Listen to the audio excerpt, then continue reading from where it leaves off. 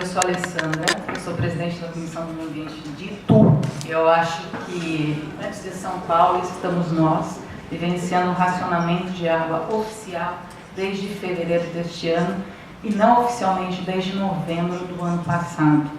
A título de participação, o Ministério Público Estadual ingressou com uma ação civil pública requerendo explicações acerca do não fornecimento. Tinha um companheiro aqui, presidente do Observatório Social de Itu, nós requerimos a habilitação do observatório nessa ação civil pública.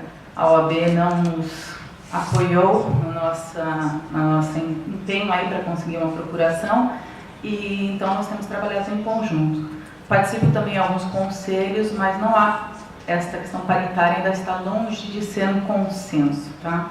E a minha pergunta é de que modo nós podemos conseguir um fornecimento de água dissociado de questões políticas? Porque eu vejo muito que o fornecimento de água acaba estando intrinsecamente ligado a investimentos públicos que nem sempre são prioridade dos governos. Então, de que forma isso ocorre nos Estados Unidos e quais seriam as recomendações para nós aqui brasileiros nesse assunto?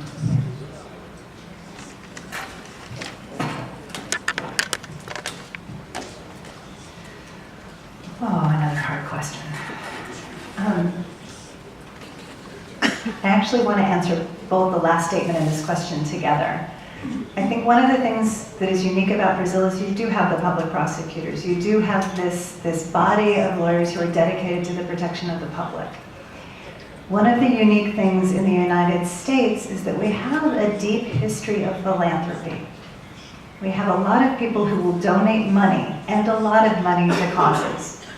We have created a tax structure that makes that helpful, so rich people actually can make money by donating some of their money. They can actually get such good benefits. We have significant, massive foundations that will finance things.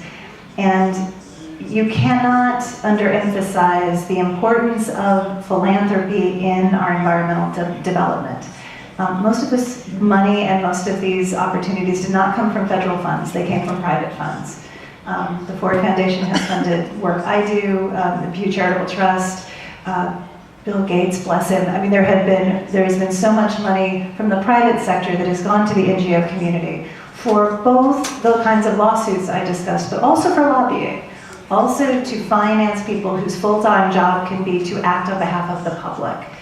And so you ask, how does this work in the United States? And in my head, I think of the 5 NGOs who I would call and say, go out on the streets and mobilize people.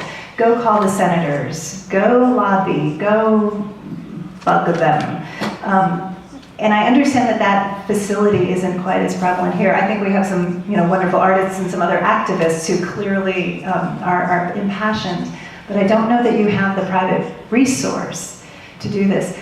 I know that Bill Gates and Warren Buffett, I still think probably 2 of the most powerful rich men in the world, have been on a little tour, very quiet. And they've been going to other countries to try to help develop a culture of philanthropy among the richest people.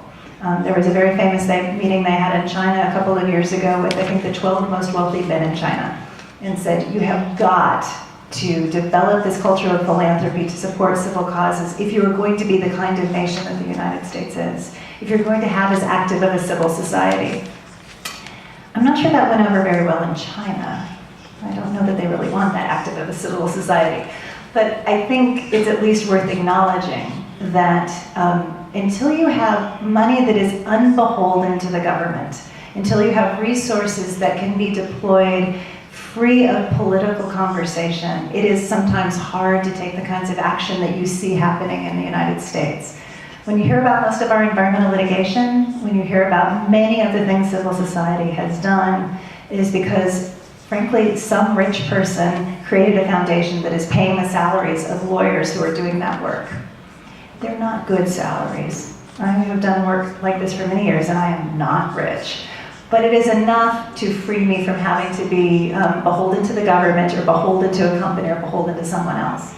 And when I travel in the world and I see this question about public participation, I just think it is honest for me to acknowledge that that is the piece that I think is missing from many other cultures, is this private availability of money. I do not know how you develop that. I don't know how you create a culture of philanthropy, particularly a culture of philanthropy around citizen action.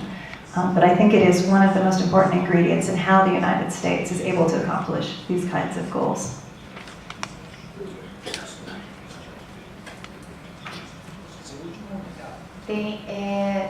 Eu poderia agora ter em vista, desculpe, sobre exatamente isso.